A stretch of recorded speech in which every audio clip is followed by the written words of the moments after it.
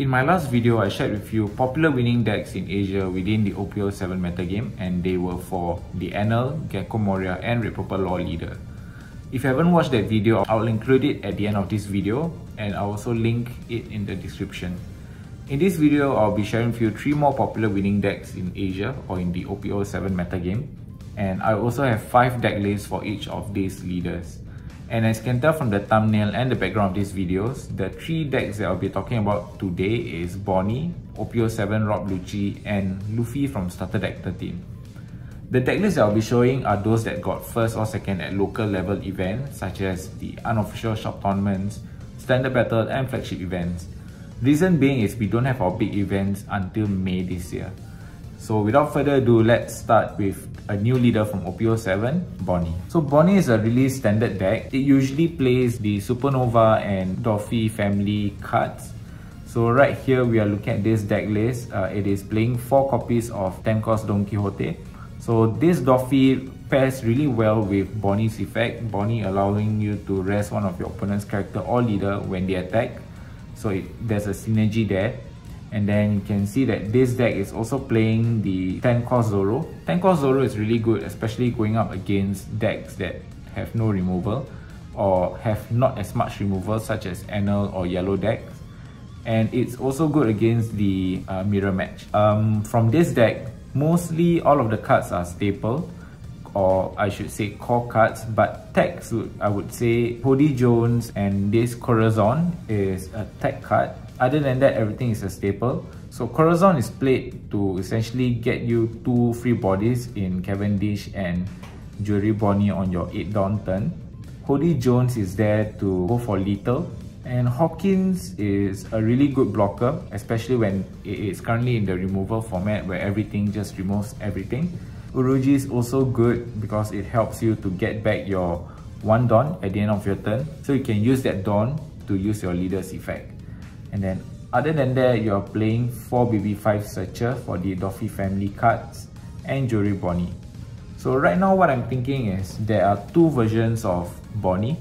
One is you're playing 8-cost kit while the other one is not playing 8-cost kit. So we'll have a couple of them to show you. So next would be this deck list. Not playing the 8-cost kit variant, but it's playing the X-Drake, which is really good because it is 5 cost and it can be cheated out with your Corazon.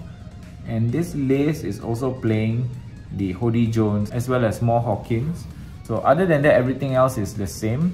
It is playing 3 copies of 10-cost Zoro. And yeah, I like this list, similar to what I was running for my Bonney deck. And moving on to our 3rd deck list. Alright, so this one here, it is not playing the 8-cost Corazon, but instead it is playing the 8-cost kit as well as the 2-cost blocker Corazon. And it is also playing this Bartolomeo. All the new cards effects will be on the screen. So I'm seeing this Bartolomeo, it combos well with your Searcher, like your Supernova Searcher Bonney.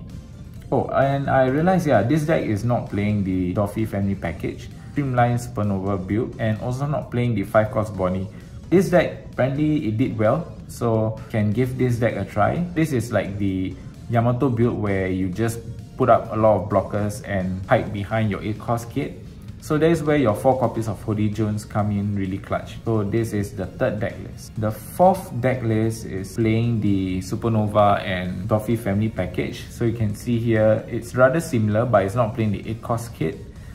It is also playing 2 Hody Jones and 4 copies of Hawkins. So after 4 deck lists, you should be able to identify what are the core cards and what are the tags. So basically, if you're going for a full Supernova build, then you should include 8-cost kit. But if you are playing a mix of both, then probably you want to play the Corazon instead. And then moving on to our last deck list for Bonney.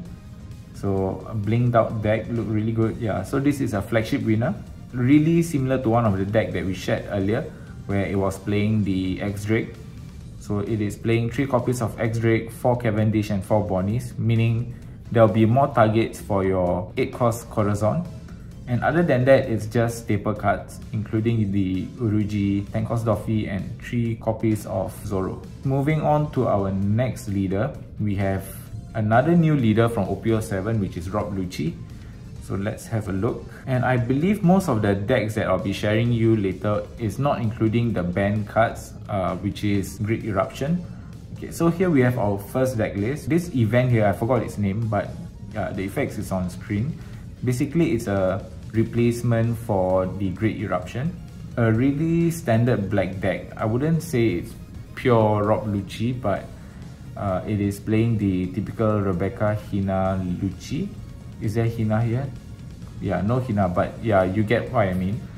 It's playing Gecko Moria, and then Gecko Moria, right now Rob Lucci has this card called Spendine here. So basically you play your Gecko Moria into Rebecca adding something, and then you can play down Spendine, and then Spendine's effect allows you to play a Rob Lucci. So it's a really strong board building turn. And aside to that, it does what black want to do, reduce your character's cost and then KO them using effects. KOing stuff you see here would probably be your T-Bone or even your Rob Lucci and Kaku. So I'm not too familiar with Rob Lucci. I haven't played it before. So you can identify what the staple cards from these decks. But being black and Rob Lucci, I think the staple would be all your blockers like your Borsellino, your Rebecca, your Stussy is your removal as well, and your Kaku searches and stuff. Moving on to our second deck. This one is also rather similar, but it's playing 4 copies of Rebecca, and there's also the EBO1 Brooks, which is really good because you can play it off your Rebecca, and then it's playing 4 copies of Annie's Lobby. I think Annie's Lobby is really strong because you can just rest it to -2 cost, and then when your leader attack, you can minus additional 2 costs. So on its own, you can just -4 costs for free. And other than that, I think it's quite similar. 2 copies of Spendine because of the Rebecca Spendine combo into Lucci, and playing 4 copies of this new Great Eruption replacement. Really good, and I believe this deck won the standard battle. Moving on to our third deck list, another standard battle winner. Similar to the previous list, I think it's exactly the same, but it's playing 3 copies of Ice Age. So other than that, very similar. Brooks, you can see, is being played as well. I don't see Spendine. Yeah, there's no Spendine, so probably their Rebecca target would usually be Brooks.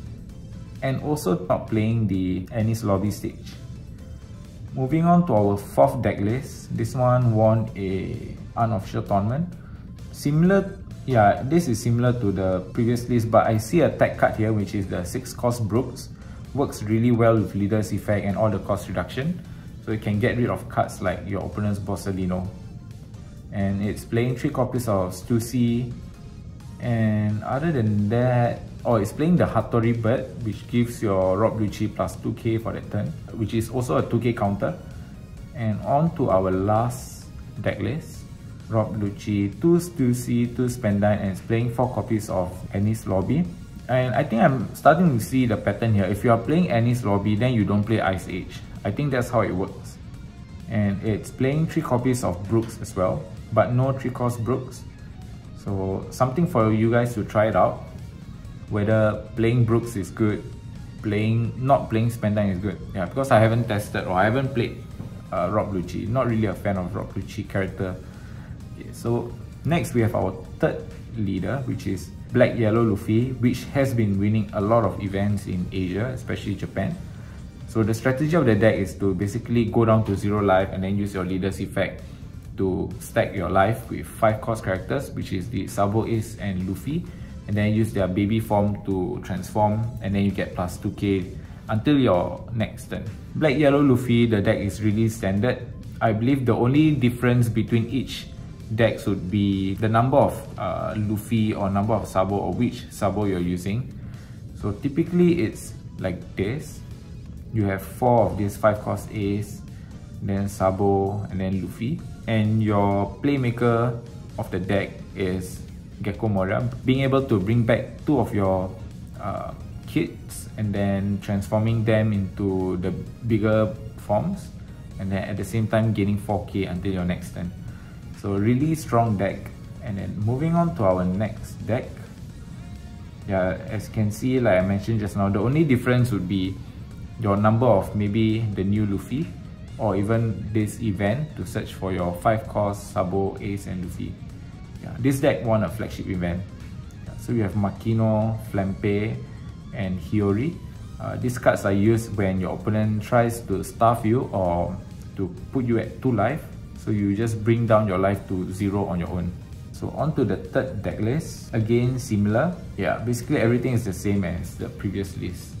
Next is, like I mentioned, all the deck lists are similar, except for this one is playing 2 of the new OP07 Luffy, and the previous one was playing 3 copies, I think. Yeah, so not really a lot of difference between the decks for Black Yellow Luffy. Yeah, this deck list is the same as well. If you want to play Black Yellow Luffy, I guess there's not really much variations. As you can tell, all the deck lists are fairly really similar, maybe 99% similar, other than the number of copies. So that is all for this video. The 3 popular leaders in OP07 metagame. So those 6 leaders in total are the more popular decks that are winning in OP07 metagame currently.